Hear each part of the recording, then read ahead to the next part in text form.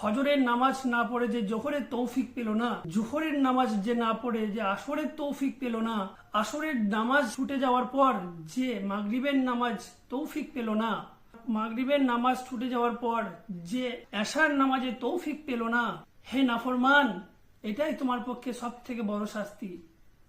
হে আল্লাহর বান্দা, আমার নবীর উম্মত, তোমরা নামাজে এসো। আল্লাহ প্রতিদিন আমাদেরকে ডাকে হাইয়াল আসসালাহ, হাইয়াল আসসালাহ।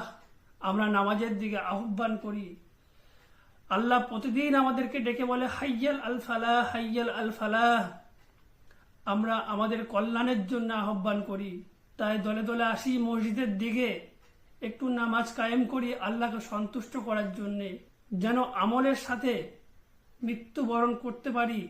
তাই আমার প্রিয় ভাইদেরকে বলছি এবং বোনদেরকে বলছি, আমরা সবাই নামাজের দিকে আহ্বান করি। আমরা নামাজে আসি, আমরা কিছু এই দুনিয়া থেকে কিছু আমলের সঙ্গে বাঁচতে পারি এবং আমল নিয়ে যেতে পারি। আমরা চেষ্টা করব ইনশাআল্লাহ।